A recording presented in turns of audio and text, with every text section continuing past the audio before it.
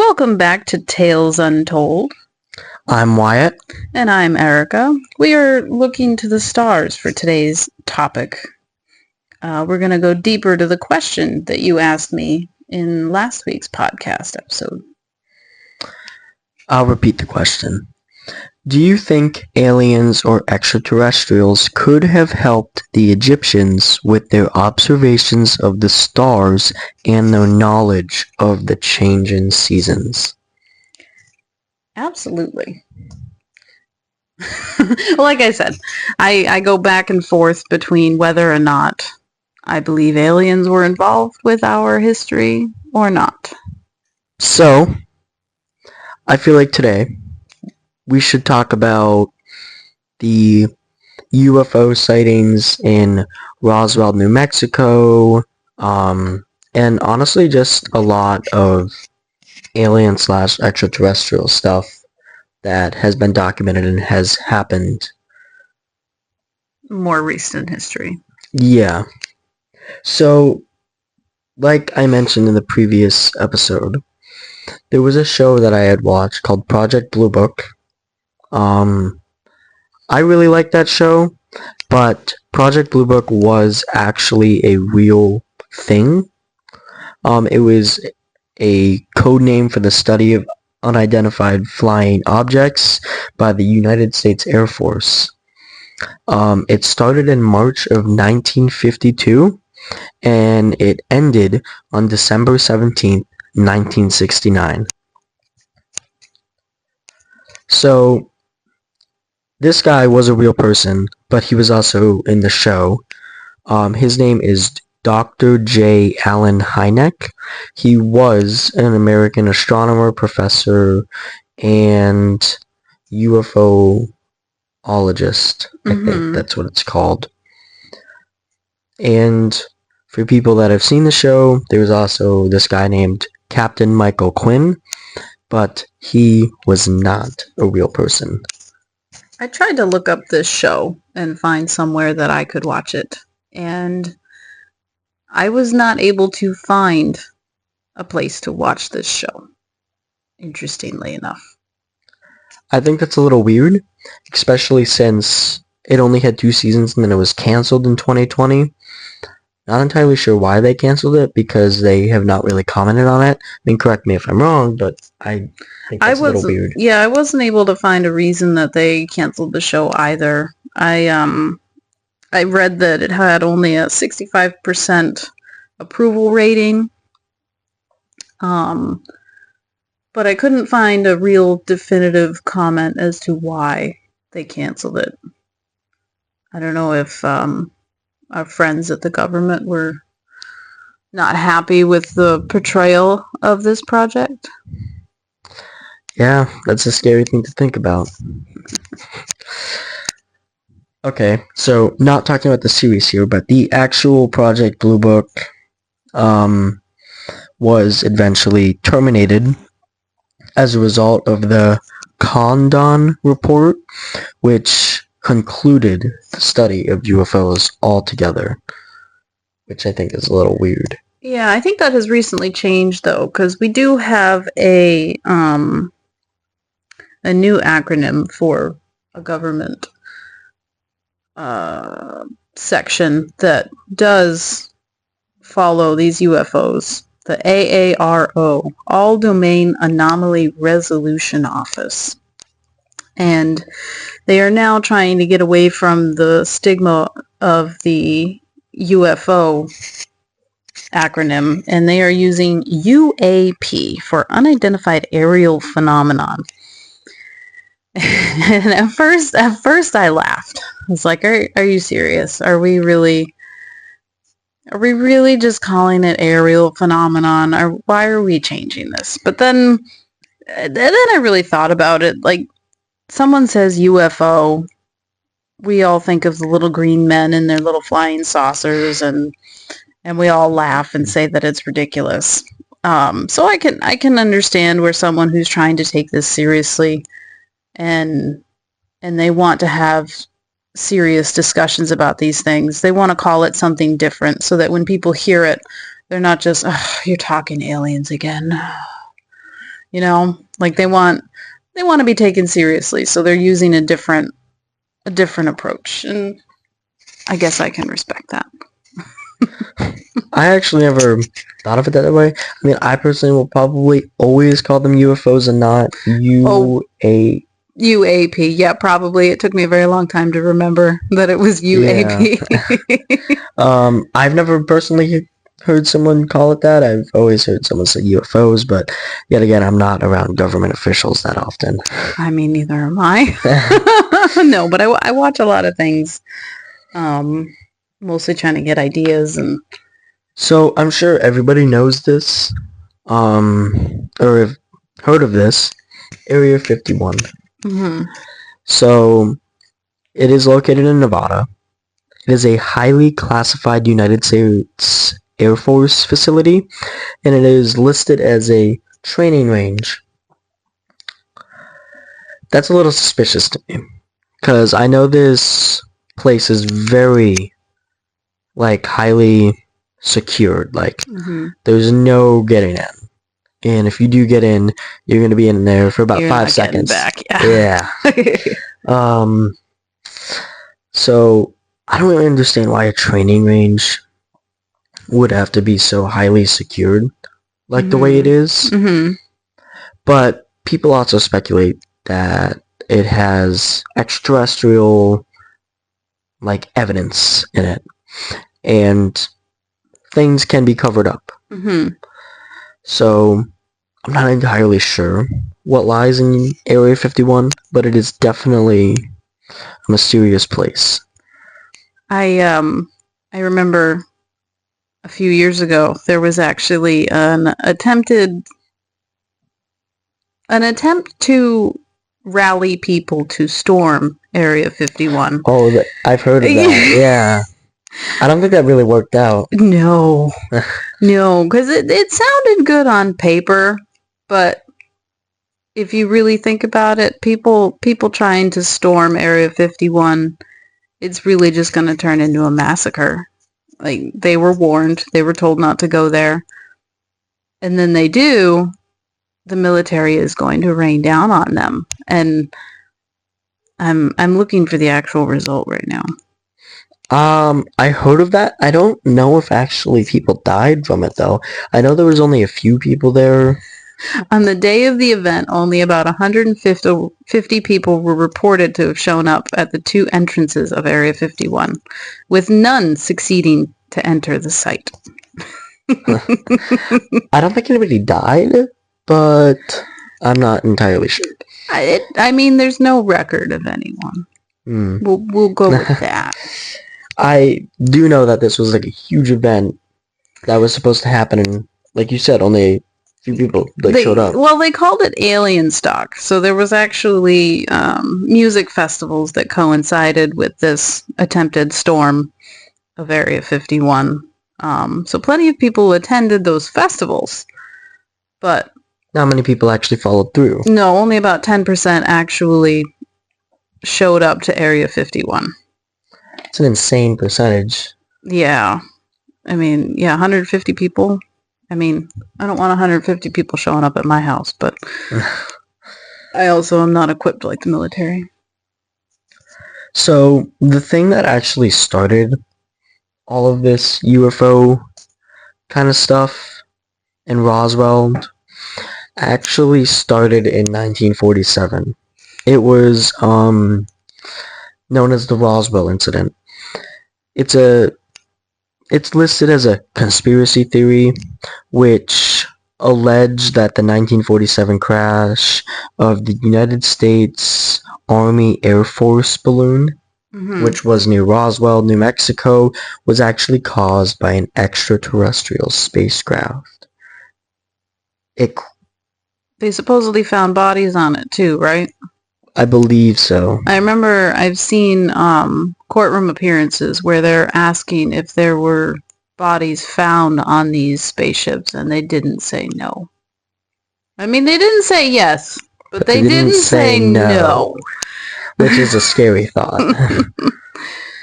But it always depends on how you look at it. Yeah. And I think I'm trying to find the exact wording. Has recovered non-human biologics from alleged crash sites. What? I mean, I guess non-human means I guess it could have been an animal, but what were they doing in a spaceship? Is NASA doing some stuff they shouldn't be? I mean, probably. I don't know. Probably. Not too long ago, actually, someone claimed that they had found alien bodies. They were like 3 feet tall. It was in Mexico. It was an entire thing, but they look super strange, and I'm pretty sure that they figured out it was just a couple of different bones put together, made to look like an alien. And I did show you a picture, Yeah, I remember. I think. Mm-hmm. So there's that. I know that was deemed as a hoax. But another thing that happened in the 40s, 50s was the Royal Australian Air Force captured flying saucer on ranch in Roswell region. And now this was an actual newspaper, and that's an actual newspaper headline. It is from the Roswell Daily Record. So if people want to go look that up, it's like an actual newspaper that's still out there. Yeah, you showed me some of these pictures, and while these pictures obviously weren't edited using any sort of editing application like we would have today, a lot of these looked like little toys floating. Like I don't know if I believe all of these pictures. I'm sure there's something out there that is, yes, there's something strange in the sky. But a couple of these looked like bizarre frisbees. Some of these pictures, like you said, do look a little fake, but I do know that one of them I showed you is real. It was like I remember in middle school, I got a book just on UFOs. Like that picture had like a cited photographer, person, whatever. And that's a very famous picture. A lot of people have seen it. I feel like there has been more pictures of UFOs, but they just kind of disappeared. Like, I remember I was probably like 17, and I spent a lot of time outside, and this was in the middle of the day, and I was out on our back porch, and I happened to look up in the sky, and I've never told anyone about this, actually. I don't think you even told me. No, I've never told anybody about this. I think about it often. I still have no idea what it was. So it was like this little thing. It kind of looked like a stick figure. Like, so it had the 5 little points sticking out like a little stick figure person would. And it was spinning, going through the sky. And this had to have been very far away. It was very small. And this is before drones were very popular. This was, oh boy, this was closing in on 15 years ago. So, yeah, so this thing, it probably looked about the size of a quarter to me, as how high up it was in the sky. And it was just spinning, working its way across the sky like an airplane would. There was no trail behind it. I have no idea what this thing was. There's no way it could have been a bird. It was spinning, and it was clearly a 5-pointed black stick figure looking thing. That's the only explanation I could have had. Could it have been like a boomerang, do you think? Or was it a 5-sided boomerang? I don't know. Could it have just looked like that with the speed of it? Somebody had to have a really good arm to throw that high in the sky. Like, I'm telling you, this thing was far. Like, it was high up in the sky, and I watched it for a good 2 minutes go across the sky. So it's probably not a boomerang. No, it went in just like a steady stream across the sky, and I watched it till I couldn't see it anymore. Did it just disappear behind a cloud, or did it just... No, it just kept going until, the trees. It wasn't visible, yeah. It just went out of my sight. But I and I had my stupid little flip phone back then, so even if I did try to take a picture of it, all you would have seen were pixels. That's true. It would not have been nearly as clear as it would be. It ended up being a real UFO. You might not have been here. I know, and yeah, well, even if it was a UFO, like, what the hell kind of spaceship is that? And if it looked like a little stick figure dude going through the sky, like, it was such a bizarre experience. Like, I have no explanation for it. I don't even know what it could be. Like, I thought it could have been a boomerang, but then when you said, like, it was just, like, steady, how high it was, it just doesn't make sense to be a boomerang. No. I've had an experience where I was actually super into aliens, like, in middle school and stuff. So this could have just been my imagination. It could have just been, like, a cell phone tower or something, or, like, a plane. It was, like, 5:30 in the morning. And I think I was driving to get a surgery done. And my father was driving the car. I was in the passenger seat, something like that. And there was like 7 or 8 red dots just in a line in the rising sky, basically. I don't know what it was. My father also saw it. He doesn't know what it was. It could have just been a row of cell phone towers. I don't know. Cell phone towers blink, though. Were they blinking? Were they steady? I honestly cannot say for certain. Yeah, cell phone towers typically they blink so that airplanes know not to hit them. I've never seen them in a row like that. Like even just seeing regular towers, they're not typically lined up next to each other like that. So that's interesting. The only thing I remember is like they were kind of in a straight line, but like the last couple ones like kind of curved. Well, that's a typical sight to see for the UFO community, isn't it? Is it? I think that's a I think. What do you mean, like a sight to see? Like that's just something it happens. Like it's. I don't think I've ever heard of that. I've only heard of like saucers and stuff, and like obviously blinking lights in the sky, like at night. But I mean, I know. How long ago was it? Middle school. Let's see.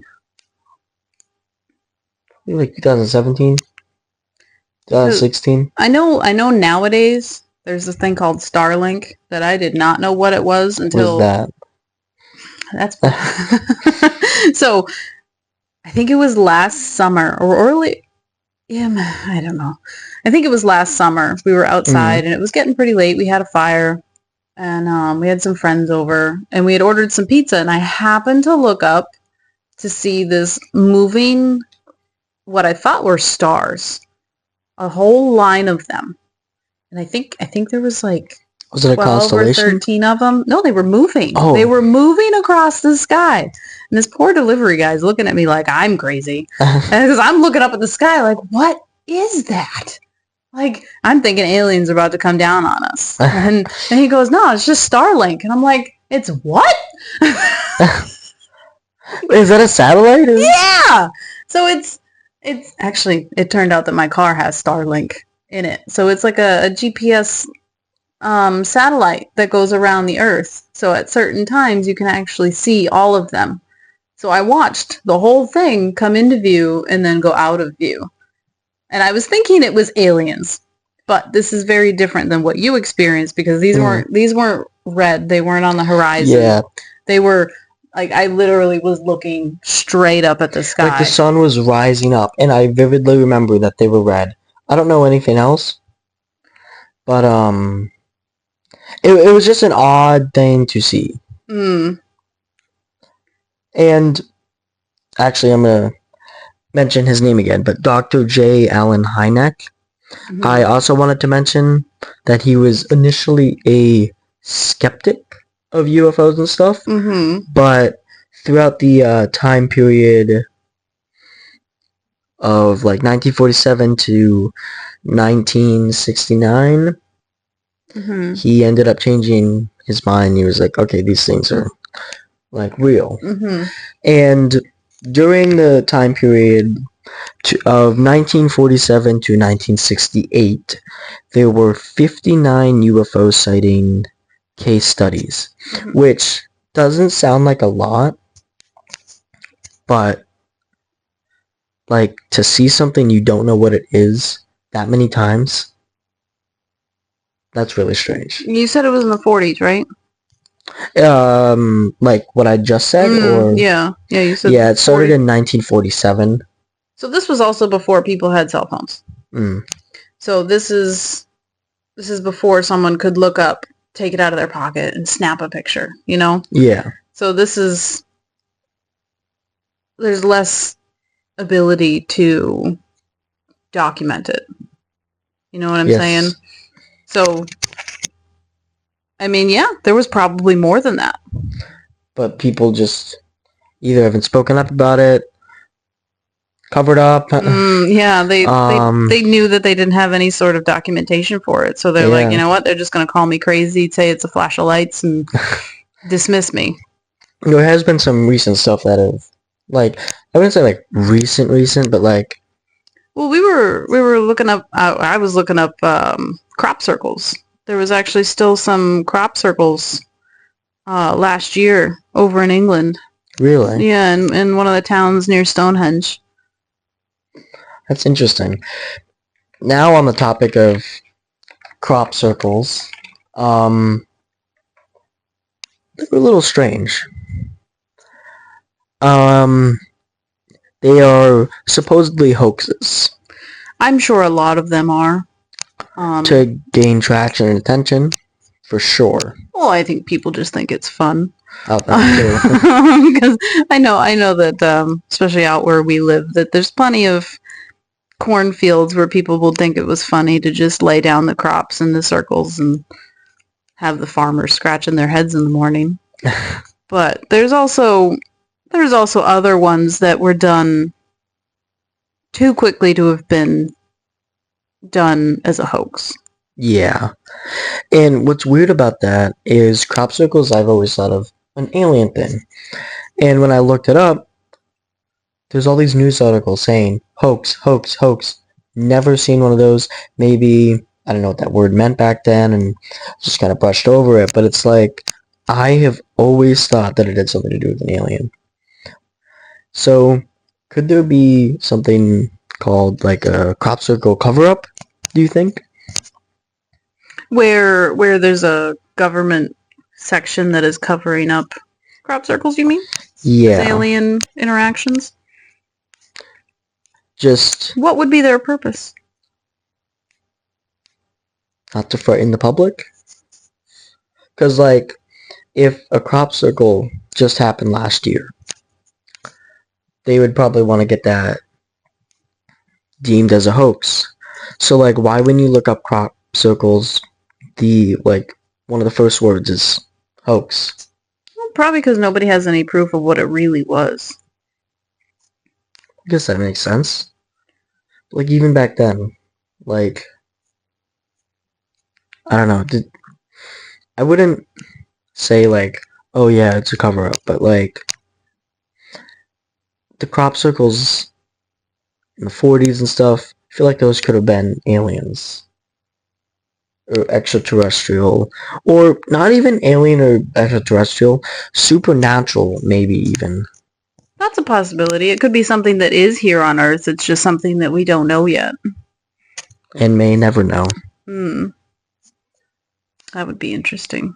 If there was some sort of energy floating around somewhere. But yeah. What do you think their purpose would be in making those circles and those designs in the crops? Like a human's purpose? If it was something that's supernatural. I would say, I know a lot of people probably think this, but like a ship taking off, a ship landing, leaving their mark, letting humans know that they're there, marking their territory. As an alien or something paranormal? Both. Like, somebody knows for sure what it is. Or if it's man-made, human-made, or whatever. So what if... Now this is fun. So what if Area 51 happened? If there were aliens that crashed? And what if there were several aliens that were not discovered by the government or captured by the government? So what if these crop circles are actually aliens here on the Earth living among us that are trapped here and don't have the technology or the ability to leave, to get back home? And so what they're trying to do with these crop circles is to send a signal to the stars, hopefully, so that they can find them. That is... What do you think? You like it? Yeah, that actually would make a lot of sense. Yeah, and I'm sure some of these are just copycats. They're humans that think it's cool. Yeah, and they're copying it. Probably get them in a lot of trouble one day if that is really my theory and that's what happened. You're gonna end up showing up. These aliens are gonna get the aliens that are trapped here are all pissed off. These damn humans, they keep messing up our crop circles and sending the aliens in the wrong direction. Damn it. The original document for the UFO stuff. The Project Blue Book documents? I don't even think... I think, actually, yeah, that.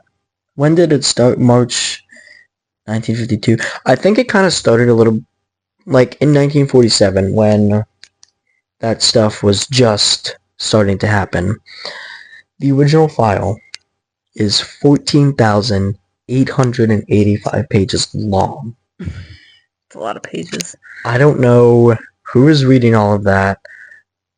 And why is there so many pages if there's barely anything of that public? Like, what else are they hiding?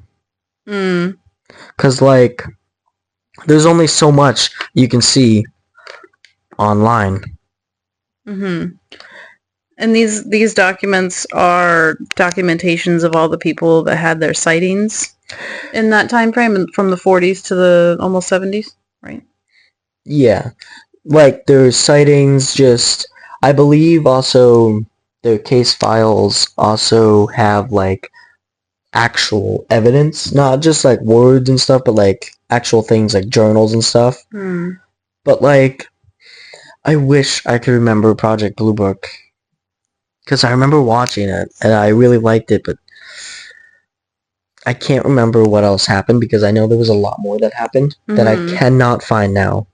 Yeah, I wonder if there's a way to purchase it. You know, like a DVD version. I know people mostly stream things nowadays, but I wonder if there's a way to buy it as a DVD. I would totally buy that to watch it.